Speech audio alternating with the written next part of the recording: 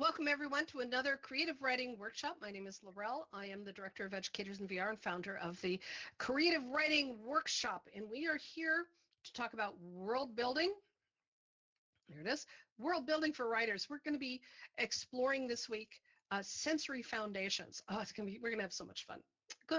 Anybody who's not here, you are missing out totally. So as a reminder, this is the Creative Writing Workshop. We meet every Tuesday here in Engage XR. We love Engage, and you're going to see why as we do today's session.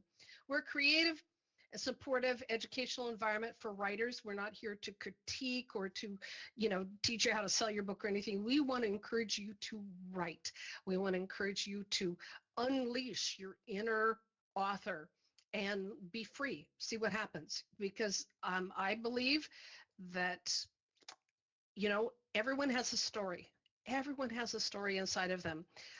Some have thousands of stories, some have just a few, but we need to release them all and let them go. We're doing something different this year as we're doing monthly workshops. And already we started in February with the writing path from idea to publish. Oh, we had so much fun with that. And then we had our reading event and our spring break as we do every March because of daylight savings time and craziness. And in April, we're going to be starting now our world building for writers.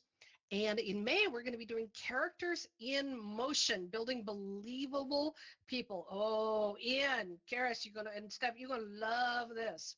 We're going to have so much fun. How do you make your characters come alive on the page and feel like we're traveling with the adventure with them? But so we're going to have fun. But today, the start of our month-long series on world building for writers. This week, we're going to be working on sensory foundations. Then next week, we're going to work on cultural layers, adding all those layers and the habits and rituals and things that are part of the environment of our characters and how they come in conflict with it. So we'll have fun. And the societal conflicts is really looking at some of the best stories in the world. I don't care if they're spy, they're murder mystery, they're romance or anything, is about coming into conflict with society. And I am recovering from being from the cold, a cold. And so I actually got some time off to watch some interesting movies and shows over the weekend as I was a good girl and recovered. And it was fascinating to see over and over again how societal conflicts were the driving force behind some of these, and they're so important. We forget, we take it for granted that when somebody comes in conflict with the world around them, that's when magic can happen. And then week 4, the narrative integration. How do we pull this all together to make the environment, the world around our characters, come to life and support our characters through the process? So I'm excited. Are you excited? Yeah. You're gonna have fun with this. Okay, so world building for writers. Today we're doing sensory foundations. Now, sensory foundations is when you anchor stories in vivid sensory detail. You create immersive environments without overloading the plot. Now, this is so important. And I realized when I was putting this together, there's so many responsibilities we have as an author. You have to provide enough detail for your characters to ensure the readers can engage with them and feel like they know them, that they can predict their next sentence so you can surprise them when they don't do what they're supposed to.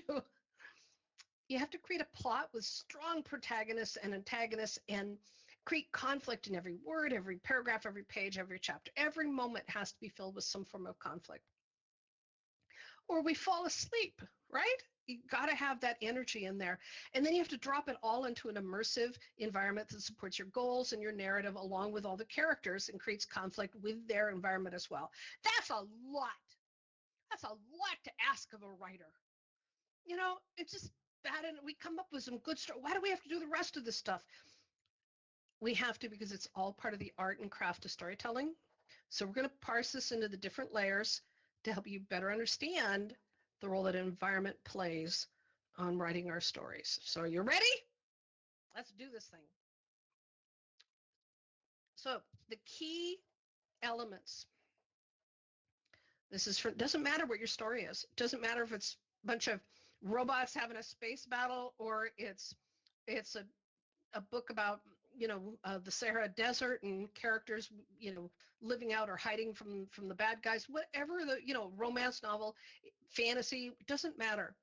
These are the core things your story needs to touch on the environmental basics, the geography, the geology, the weather. And you can use weather, you're going to need to scale it to invoke mood and stakes, having a couple fall in love during a hurricane is more exciting than doing it on a beach in the middle of a calm day. We have some fun, we can play with it. The environment, area, the weather, etc., the geography and things, they need to be familiar. We need to know where the characters are. Now, we can put them in unfamiliar places, but the reader needs to have some kind of foundation to go, oh, we're in outer space. Oh, we're in water. Oh, we're on land. They need to have some connection in a way. This is the limitation we have of our imagination. We get to lead them, and they got to follow us. So we need to keep that together. So we use sensory immersion. We need to use sights like color and scale, sounds, ambient layers of the sounds from the street with the birds overhead. There's all kinds of fun things, smells, touch. Then we work on what is the hardest part for writers is the visual to text transition. And we're going to use VR models that are going to inspire you to look at being that descriptive prose to really understand how that. Again, this is fundamental to no matter what kind of world, to be believable and to avoid those common, those pitfalls like, oh, well, we're in outer space. Okay, well, we're in outer space. Let's be a little more specific. Being around a planet is very different from being between galaxies, different feel to that. And how do we come up with those descriptive words that actually make this a believable space? And we do that through multisensory observation. When I'm working with new writers, this is really common, and you find this with especially young writers, but people who are new to writing, they go, I have to include senses. What does it smell like in every place that we are? And that's it. They're going to say it smells like a garbage dump, smells like an outhouse, smells like flowers and somebody baking cinnamon. And they don't touch on anything else.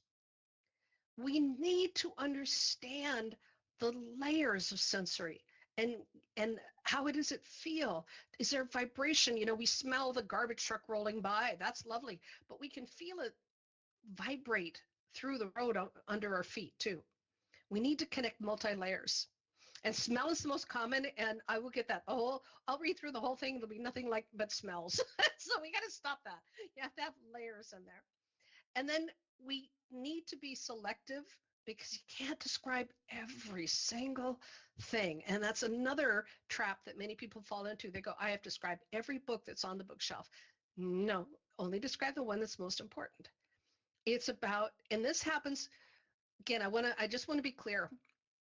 When you're doing what I call the download, you're just writing, pour it all out, turn off your internal editor. When you get to the editing, then you can go, oh man, I spent 4 pages describing that room. Pick 3 or 4, maybe 5 at the most, elements that are important to the story, important to the character, and they move the story along. If it matters what color the flowers are, tell us the color of the flower. Maybe the color of the flower reflects the color of the cape they're wearing or the carpet or something like that. But find a way to make the description matter. And often, if you've been paying any attention to Penn's lovely edits that she's allowed us to make commentary on her, I described one of the rooms that the quarters that she was talking about as being reflective. The things that were being pointed out had in this whatever he was, I can't remember what his role is, but in this warrior's room had to connect with the warrior individually. You don't put a bloody sword up on a wall unless there's a story there. And so what we as a reader are introduced to in the story by the author tells us about the character. The character likes having dried blood on a sword in the, over his head in the bed that he sleeps in. That tells us something about the character. If he wants fresh flowers on the night table, that tells us something else about the character. We have none is good, none is bad, but each of the elements, they need to matter. So we need to be selective with this process and edit to see what really matters. And then again, we have to have specificity. We need to feel immersed into the story so that we as a reader feel present. We need active verbs. We need to have scaled perspectives like dwarfed by the stars. That's easy to understand. Makes total sense. And we have to practice this over and over again. This is not something that happens easily. We have to reinforce showing versus telling all the time. And that's so important. Don't tell them what the room looked like. Show them through the eyes of the character. Makes a big difference. So do that. All right, everybody with me? Let's put into practice. Okay. We're going to go. Yep. Here's a 2D image. Okay. What are the clues in this image? This is a busy image, but I wanted to have lots of possibilities in here. Tell us about this world.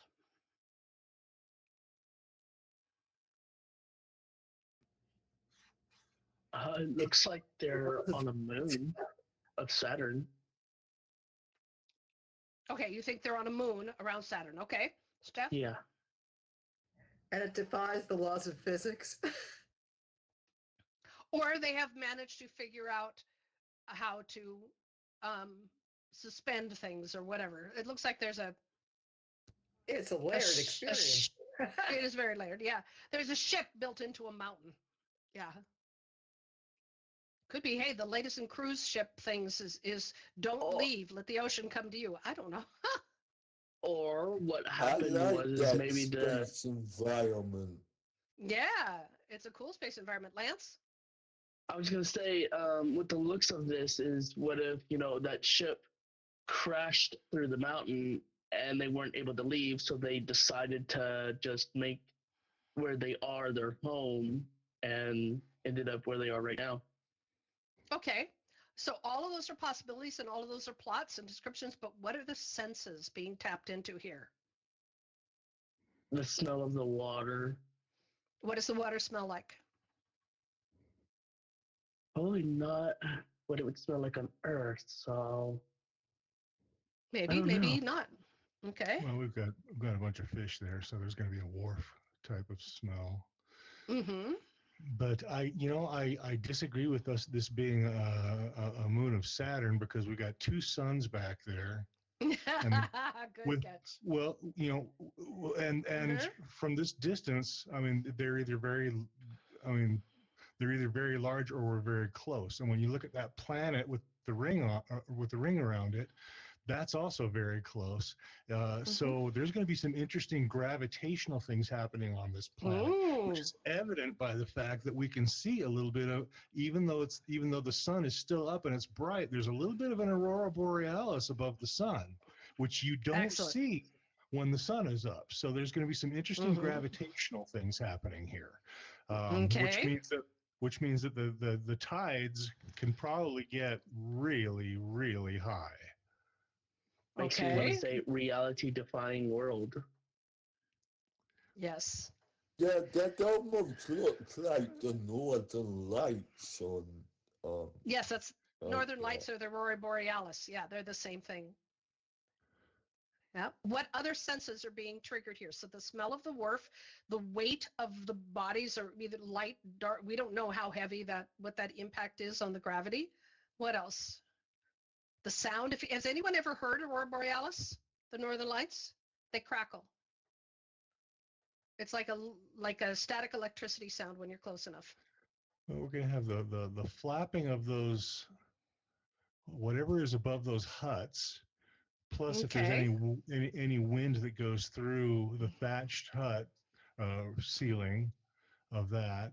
We might Mhm. get with the big stone bridges linking those two huge things. There might be like a whistling wind that we get Excellent. through there. Hmm. And in addition to the sounds of the motors of the boats, and if there is any inherent ambient sound coming from that craft that is piercing the mountain there, um,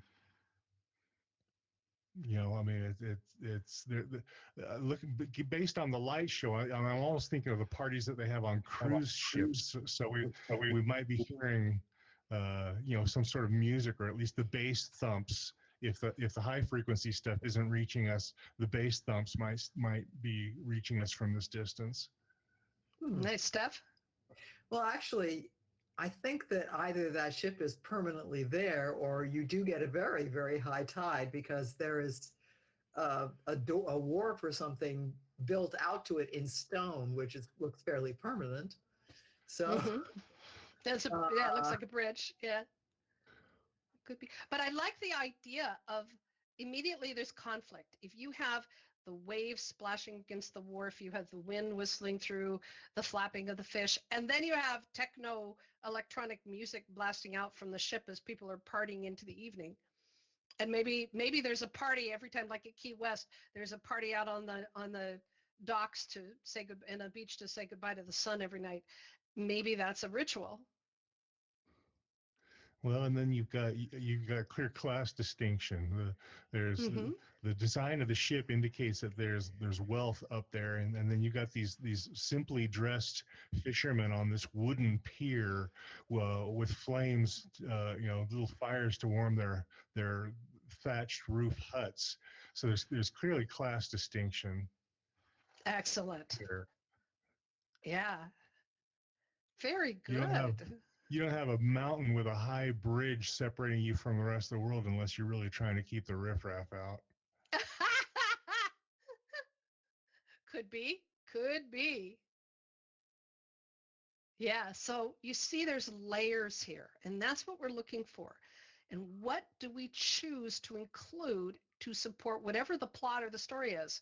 And so there's many ways this can go.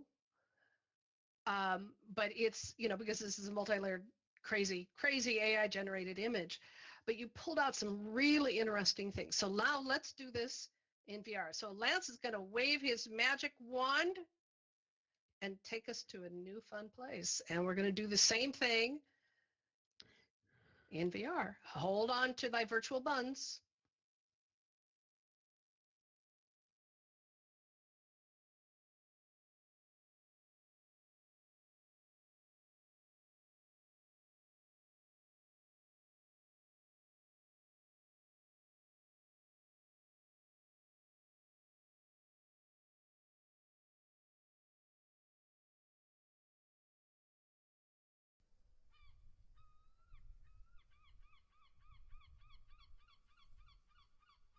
All right, we're waiting for Karis. Yeah. Lines.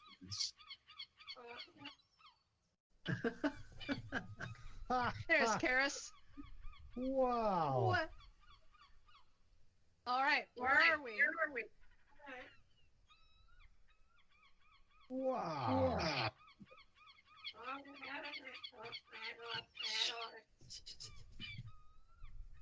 Oh, we have some comments. I think she likes the seagulls. I see. All right. Don't get too lost, Ian. We'll wander a little bit, but all right. What is going on here? Well, we've got some duplicated. I mean, that World 1 tower appears there, and then it appears Yay. there. Well, And then it's, yeah. I'm Yeah, not just sure ignore if it's- those. It's just a 360, artificial 360 version of New York. The key is where we are, not what's around us. Right, Statue of Liberty, but isn't this also where if this is the Ellis Island dock? Yes, it is. Yes, it is. So when you hear Ellis Island, that is, for those that are historically aware, that's a sensory bit of information. What does that mean to you? Well, this is where so much immigration came through. Mhm. I remember on the inside, it was all mostly tiled and very institutionalized, functional. A lot of echoing and reverberation of sound. Um, yeah, it was What's the emotional story? Well, there's lots of emotional stories. Mm-hmm. And, some sad and tragic, and some as a new beginning. And I suppose if you saw The Godfather and haven't ever actually visited here, you can kind of vicariously experience what young uh, now I've forgotten his name. The young character, the Godfather as a boy, what he experienced when he was sent here in order to escape being murdered. So you would have on a general day, you could have 500 to several thousand people being processed in long lines, quickly Right. interviewed and signing documents and whatnot that allow them into the country. Checked for lice. Yep. Checked for overall health conditions. Health conditions, yep. Which is intimidating and kind of, what's a good word for it? It's humiliating. Demoralizing. Demoralizing Yeah. is a great word, go. Lance. Yeah. So there's a lot of emotion. Depends on your point of view, though. My grandmother didn't feel that way, and she came through on Ellis Island. Yeah, and about when? 19 teens. Okay, in the 1800s, it was not as nice. Yeah, it evolved and improved because it became an industry. And it's also, there's a lot of mythology that's associated with this here. And again, that goes to the layers. And we're talking about senses. It's also about history. That's why this is such a brilliant choice. For some people, there's a mythology that when they came through, this is where their names were changed. Right. Often to sound more American. That it never happened. The people who were working in here were immigrants.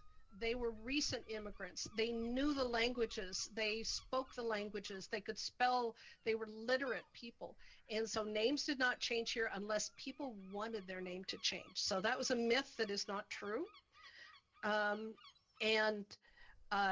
you had illiterate people coming in and saying their name is, Chekhov, and they put Chekhov or something like that, that is accent stuff. But they actually had people who were fluent in the languages and they understood things. And so the very few names were ever changed through here, unless the people wanted to change them.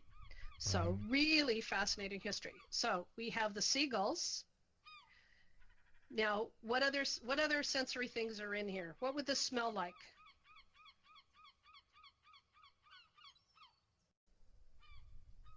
A lot of what would be coming off the water. You could smell the dock. There's the dock. What would the dock smell like? The boat. Mm-hmm. What would that smell like? Like a wooden, musty smell. Well, there's the pollution of the boat itself, but also if you had been on the boat, the scent of 100 immigrants having traversed the ocean without a lot of men in speed stick, Yeah. Yes, very much so. Yeah, not much in the way of showers, and also it would have docks and boats smell of diesel fuel. Yeah. Heavy grease and diesel fuel is a part of the process of it. Right. I'm sorry, I'm going to laugh about the men in speed stick for a while.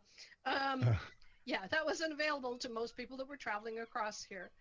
And so we have a layer of history. We have the senses, we have the sounds. And now, give me some contrast here. What would be conflict? Well, a lot of people, as they're arriving, had never seen a city the size of New York City. Oh, And true. so Very true. just to look at it from here and think, oh, I'm heading over there. Once we're done here, that could be intimidating because, oh my gosh, you know. And this is an island. So they not only had to get off the boat, they had to then be put on another boat to go across the shore, a ferry to take them across. Right. So that's another boat trip. Right. What else? Welcome back, Ian. What else? Yeah. And the city didn't look like this when most people came through. Just be aware. And it's a new It's what it looks country. like now. Mm-hmm. It's a new country. You know nothing about it when you first arrive. A lot of fear. There's excitement and fear, and right there you have conflict. You've left behind everything you know, but you did it for a reason, and you have to stand by that reason, right? Yeah. Because there are no cats in America, and the streets are paved with cheese. Yay! There you go. There you go. All right, Lance, dazzle us with the next one. This is good. This is amazing.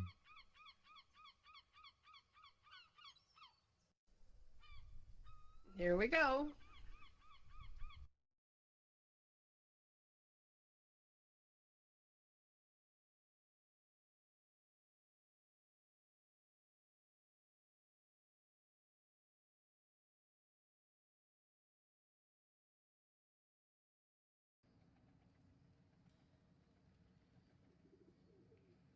Oh, yeah. Now we're in a whole nother place. Oh,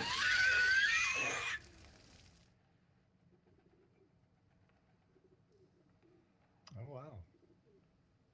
Well, this is a totally different space. Okay, let's see what's out here. Okay, so walk through over to the throne. Think about what you're feeling, what you're seeing, all the senses.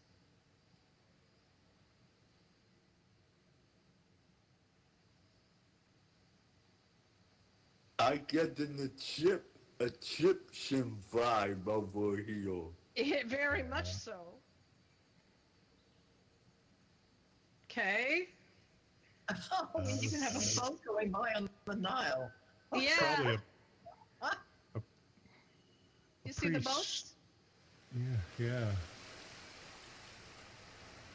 I would imagine there's a lot of people that came down this hallway that didn't make it all the way to the end alive.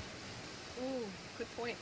So again, Right. history adds its own layer. This We is have about to understand power, the history. Mm-hmm. you know. And not just one-shot power. This is about historical power. Right. And intimidation. You put people in an environment where you know that someone's the boss. And someone is in charge of you.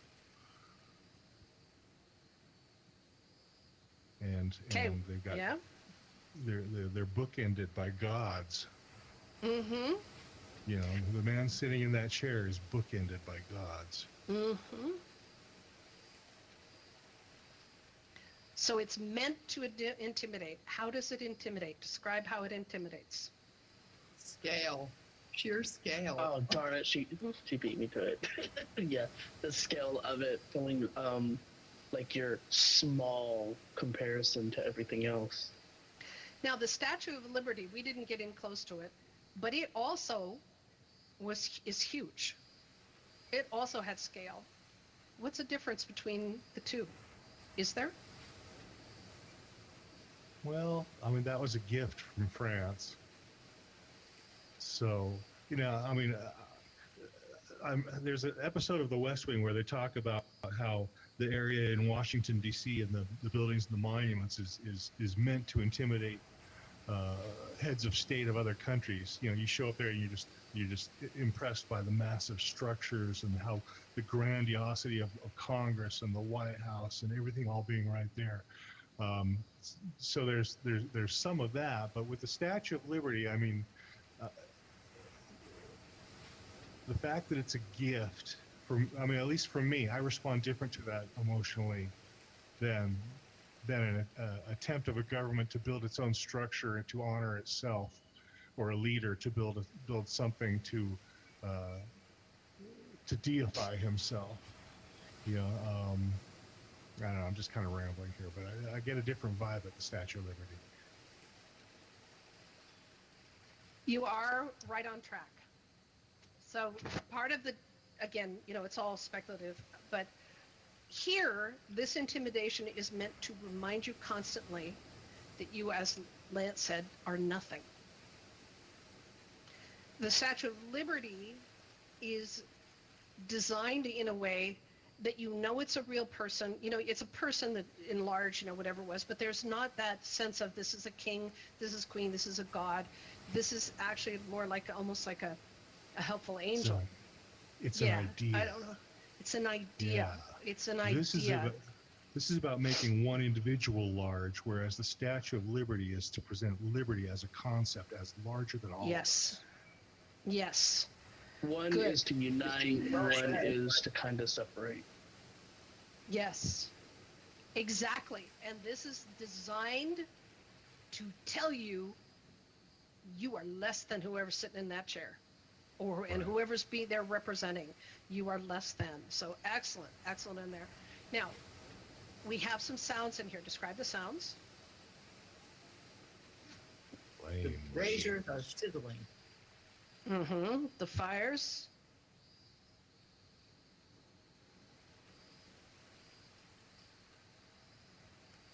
They prefer You can their hear burgers them out there? flame grilled. There you go. Okay, what about the smell? What would it smell like in here? Smell like that. Like what? The braziers? Like, yeah, I mean, you look at how many of them are in the room. You'd smell that. You'd smell whatever's coming off of the. Would this be the Red Sea or the Dead Sea? Because that would be a different it's never smell. the Dead Sea. It would be the Mediterranean, or it would be that'd be the Nile. Yeah, that's the Nile going through. The Nile, okay. Yeah. The So, Dead Sea yeah. didn't have anything like this on it. Whatever's, yeah, I guess the challenge is, unless that door at the end opens, there's not much encouragement for the air out there to make its way in here. Yeah, because it doesn't would have open. anywhere to go. Yeah, it would open and then close with a great thundering sound of metal on metal and echoing, I'm sure. Yeah, although And you have I'm a bummed hair up because there. I see that there's the opening there and there's these openings up here, so that's some would get in here. So we have a bit of a fishy water smell. Ian's going to be our local god. Excellent. Or priest or whoever. There you go. It would also smell like incense and perfumes.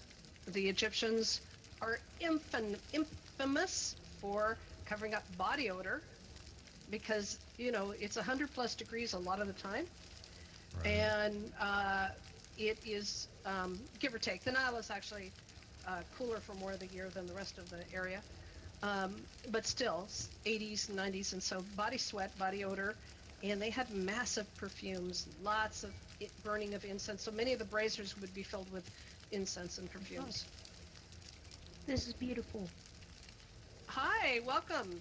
This is an This is a creative writing workshop. So you're welcome. We're almost 3/4 through. So we're talking about the sensory. It's beautiful. It is beautiful. And so we're talking about the sensory elements. So welcome, Barney. So you'd have the smell of the incense, you'd have the smell of the smoke and the fires and things, you'd have the smell of the river and the sea, and, you know, and they didn't believe in a lot of cleanliness, so I'm sure it smelled pretty bad on that outside on the river. And plus there's a smell of the Middle East that's very unique, and I every once in a while I'll get a whiff of it on really, really, really, really dry days, but there's a very dry, petrichor. Anybody know what the word petrichor means? What it is? Steph, you should know petrichor. Ooh, not off the top of my head. Lance, do you remember petrichor? Or Karis? I know that it came up in another session. Oh, and That's okay. Yeah, I'm all Yeah, around it's it, but I'm not When on it. soil is totally dried out, and then you add water like you've let a plant, get too dry in a pot, and you smell it when you water it. So Because it's petrichor is the everywhere. smell of, it's the smell of dirt after rain. But that smell of dirt before, while it's still damp and it's still dry and the air is dry, there's a sharp, almost sandy tang to it, and it's not a really good one. It's actually kind of hard to breathe. That is because we need moisture. We need the humidity. It's really important to the humans. But there's a smell that's associated with that. So whatever that would be called before it becomes petrichor, that would be part of the smell. Yeah, so we got the intimidation because of scale, and we've got the religious and the control. You are nothing feeling that's sitting in there, and your characters are coming in ready to buck really buck the whole force of the religious thing or whatever it is that they're going to be doing, and and then you feel small. It's a great one. All right, Lance, we have one more. We're about to change worlds. Scene's going to go black. Just hold on to your virtual selves.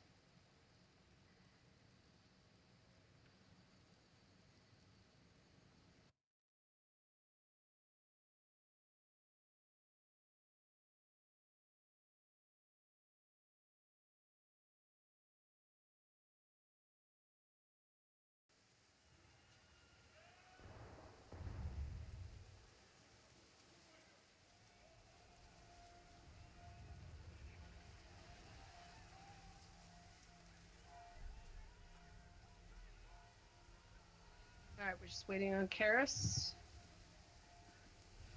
All right.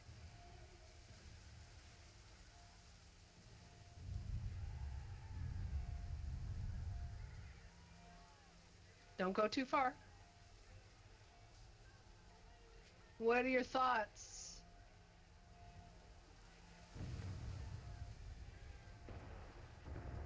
I'm wondering whether that's the sounds of a battle in the distance, along with all that smoke billowing up. Well, what else do you hear? I hear bells. Yeah, someone's trying to get somebody else's attention. Yeah, you think. Yes. Uh-huh. Yeah, so with the smoke, there's explosions, there's bells. Oh, yeah. Just heard the explosion part. Is it Norway? Well, this could be anywhere, but it's European battles. Now, you also should hear another sound, like crackling, kind of. It's the wind through the trees. That's what I thought. Mm-hmm. I'm just trying to identify the style of architecture. Yeah, it's Middle Ages, French, English mix. Medieval type thing. Yep. All right. So here we have the sounds of war in the distance, of battles going on in the distance. Give us some literary descriptions.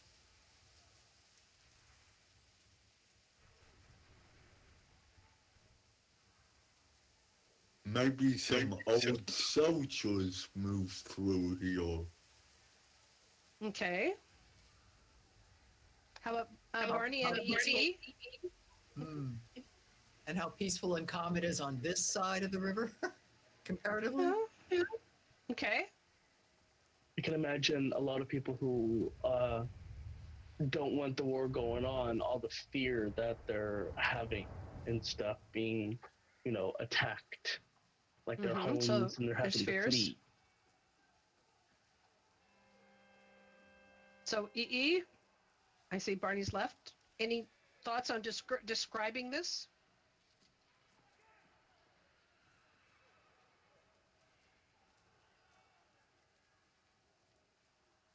You're muted right now. If you'd like to unmute, you can. You're on a computer, M is so you the can unmute and mute key. Is M? Yep. We'd love to hear your thoughts. Karis, what about you? Looks like the landscape behind us there's a fence, but then the landscape sure looks really rough. So I imagine it'd be difficult for an army to traverse that. Okay. So You're problem solving this, and we're looking for sensory. How do you describe war in the battle in the distance? typical guy, just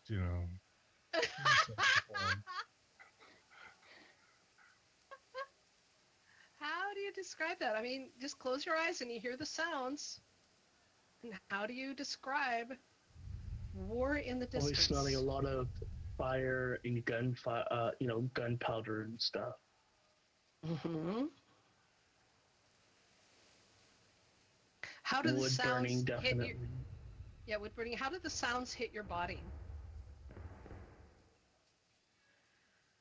Kind of puts a little bit of fear. No, that's When- it. That's about it. How does it feel? Oh, how does Physically it feel. Has anybody been close to an explosion? Mm-mm. Harris, have you? E. Steph? Ian? Oh, fireworks. You can feel Oh, it. but there's tension in the air here, yes. There's tension, but I'm talking about the physical feeling. So, Steph, fireworks, you were saying? Yeah, if you're very close to where they're being set off, you can feel every stage of it, from the propellant going off and it going up. There was a vibration, and the air itself hits you like it's made of something more than air. Okay, well, but the what lowest part of your body? frequency vibrations hit you right in the chest. Yes. Yeah, I was bass- gonna say your chest bass is where you sounds- really feel the vibrations. Yeah. Okay, and where else, Karis?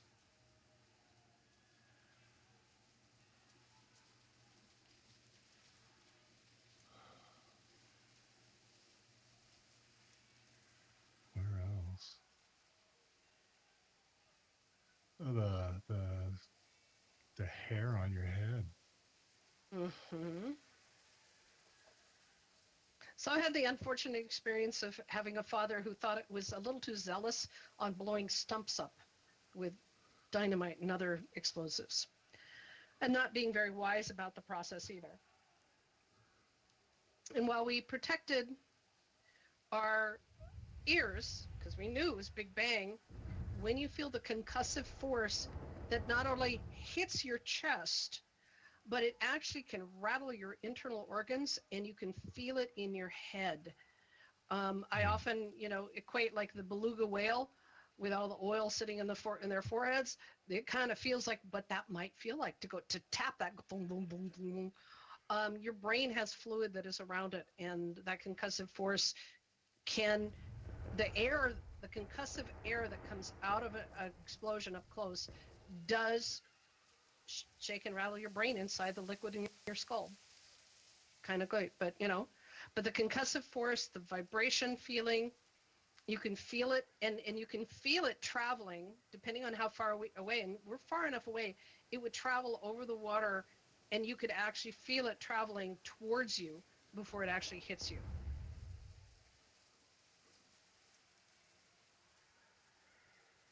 And what else? What are the other sensors? Actually, I recall from the fireworks thing is that there was almost a momentary suction where it vacuumed away from you momentarily before it hit you. So you felt it like a wave leaving and then coming back harder, like that. Yeah, absolutely. So we have the physical feeling, we have the smells, we have all the sounds that are associated. We have the emotional response, as Lance mentioned, with there's fear, there's anxiety, there's worry about the people involved. There's also something else. Being far from battle, there's something else that would usually figure in a plot. What else? Escape. Being this far from battle. Yeah, Karis? Just thinking of escape. Escape or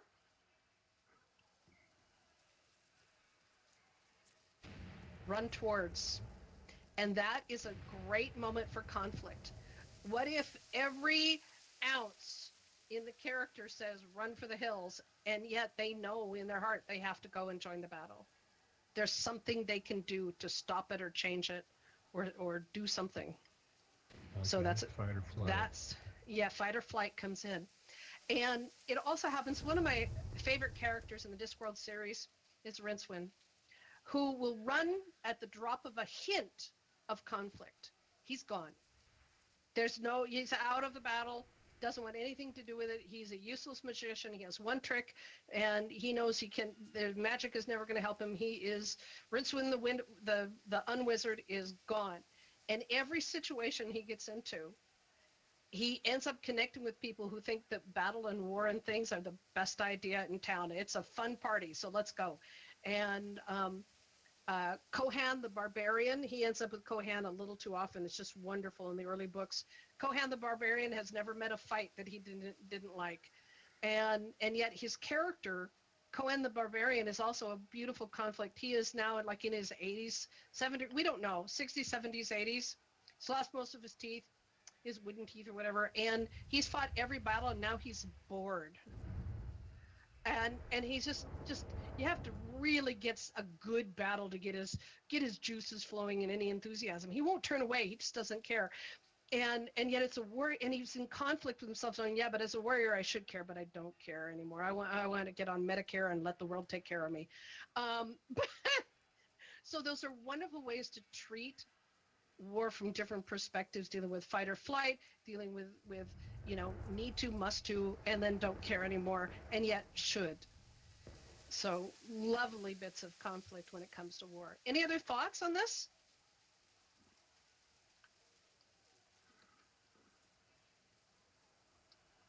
Harris? Well, I don't know if my microphone's on or not. Oh, there it is. It is. Okay. Yep.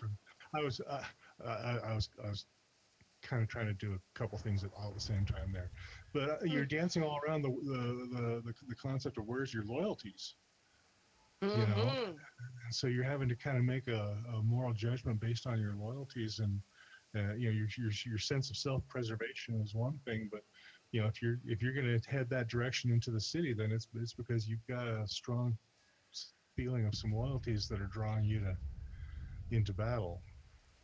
Absolutely. And so we turn the senses into response or anti-response, whatever. We turn them into action. And that's where that connection with the senses has to support the characters. Like I said, with Rincewind, the moment he even sees somebody light something on fire, he's gone. For him, that's it. He doesn't want anything to do with it, and then he stopped, and he has to face the tune, and he has to give up and go, okay, oh, well, all right, but he wants to be gone. And so those sensory issues need to play into the character. Rincewind heard these explosions, he'd be gone. And, Kohan the Barbarian, I love that character, he would go, well, there goes another one. And he would chew on a bit of tobacco or something gross, piece of meat. And so remember that as you're writing, the scene itself needs to reflect your character, it needs to support the plot, it needs to move forward, but it doesn't have to be everything that's in the scene. It needs to be selective and appropriate and add to the story and move the story forward. Is it anyone, I know Lance have you seen Project Hail Mary yet? Yes, Karis, I have. You did? Good. Have you seen it yet, Karis? Oh, no, I haven't. No, I haven't. Oh, it's awesome. It really is wonderful. And it uses several different plot techniques to move the story forward. And one of the techniques when dealing with visual and sensory things is and this is not giving away any of the story, from the very beginning, we find out that the main character is a school teacher. Now, we find out he's also a physicist and microbiologist, but he's a school teacher in outer space, and he's trying to figure out who he is and why he is where he is. And one of the things that is throughout the movie until later is he doesn't know how to move in space. When you're in space and you have no gravity, you need to know how to move. And so he's banging into stuff. He's wandering all over, smashing things, tipping things over. And then when he finally realizes and remembers that he can create artificial gravity, he does, but he forgot to tie everything down. So everything goes smashing all over the place. And that as a sensory detail that continues to reinforce that he is a school teacher in space who, and why is he there? What's going on? But he's a school teacher in space. He doesn't understand all of this. So him cracking his head and bumping into things and screwing on with gravity and not being able to manage gravity is all part of the sensory experience that we get to live through vicariously through the movie and through the book of his inability to connect with his environment until he's been there long enough to remember and to figure it all out. So that's a great example of that importance of environment supporting the character, supporting the role, supporting the plot. And go see it. It's wonderful. I've now seen it twice, and the first thing I thought when I came out was I want to see it again. I don't say that very often with movies. I really want to see it again. It just is not normal for me. Steph, you were going to say? No, I'm looking forward to it more and more the more you talk about it. Mm-hmm. It's got some beautiful, funny bits in it. It's in wonderful. The beginning of the movie, they kind of throw you in there, like he's just on the ship and he's wanting to find things out. Yeah, and that's part of what drives the flashbacks. Normally work as a mechanism to add details, add history, add context to the character and the story. In this case, it's so wonderfully written that the as I mentioned before, that the flashbacks actually answer the questions and drive the story forward. It is a better story because of his memory issues, and so it's really unique, very powerful storytelling. All right, any questions, comments, lessons learned?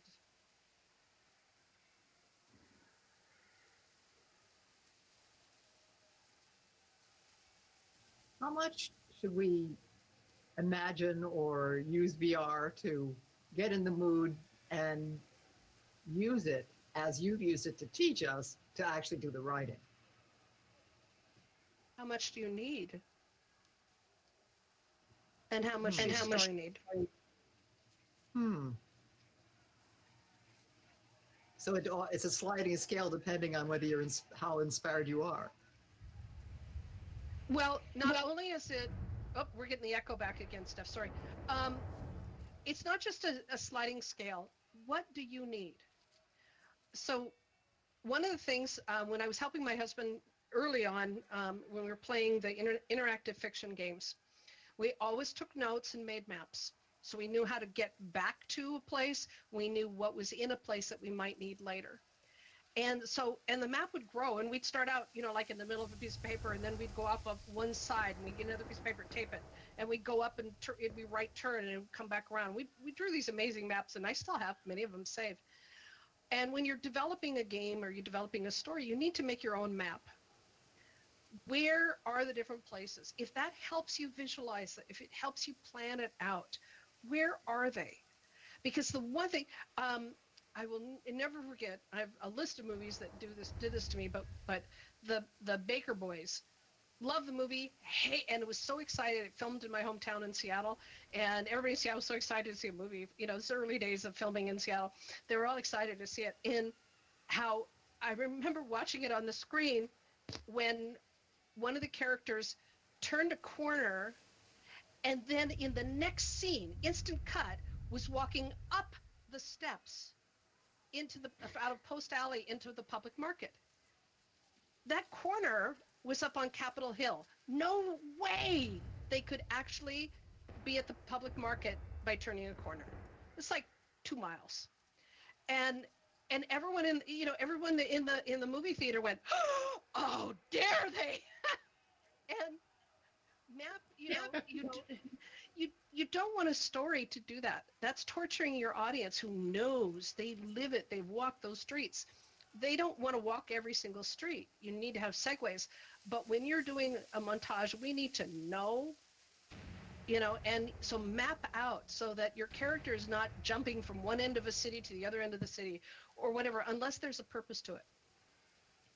And if you do it in VR, if you do it on crayon, on a piece of paper, big, huge, big, you know, uh, back of a garbage bag, a grocery bag, doesn't matter. That's a great time to, map it out however you want to. So if you're mapping it out, let's say in VR for whatever reason, or using the tools here in Engage, which is a great way to visualize what you're doing. And that is a fabulous way to put something out enough that shows you the picture you need to see in your head. So if you can't figure out, and I've done this before, I have a character and I need him to cross a bridge, or I need him to this. I don't understand what it looks like. I can, what's on one end of the bridge, what's not. We just had a bridge in an earlier event, and so that's in my head. But what does that process look like? If you need to do it, then it's wonderful to pop a bridge in and take a look. Walk across it. Feel it. If you are telling a story from the top of the Eiffel Tower, in VR, you can go to the top of the Eiffel Tower and save yourself a plane flight, as well as hotel and everything else. So what are you trying to do? How are you trying to visualize? Does this help? It's a more immersive version of what people are doing in their research folders in Scrivener. Dumping a bunch of pictures and photographs of what characters and costumes and locations might look like in the context of their story, and then bringing it up on screen and taking a good hard look at it as you're writing the scene and giving how your characters describe. But it's just more immersive. My phone. Like when people use mood boards sometimes, like a bulletin board type of thing. Mm-hmm. Yeah, it's the same idea. And, it's what are you trying to do and how you're trying to do it and what do you need? And that's the key, is what do you need? And sometimes if I can't see it in my head, I can pop in and bring the pieces in and I go, oh, well, now I see it. Okay. And then I'm done and I just throw it away and go on to the next thing. It's what you need is always the answer on that. And I've seen people build incredible worlds that they then write stories for.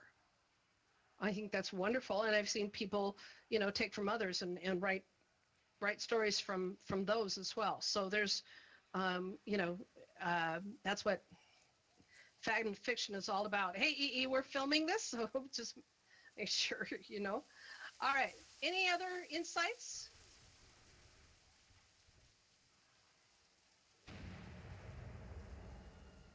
Well, I hope this helped.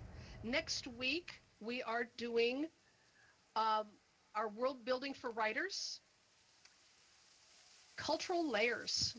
We're going to take the next layer and dive, just as we've tapped a little bit today, but we're going to dive deeper into culture and how, because that culture is more complicated than you think it is. It is our day-to-day ritual, as well as religion, practices.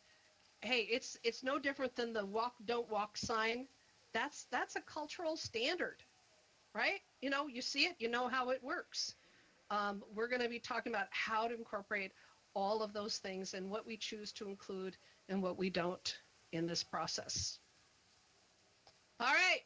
Thank you all for being here. Again, I'm Laurel. I am the Director of Educators in VR and founder of the Creative Writing Workshop. And this has been fun. Here we are in Engage XR. This has been great fun. Thanks, everyone. Okay, and filming. Did you enjoy this? Hey, Steph. Yep, VR really brings it alive.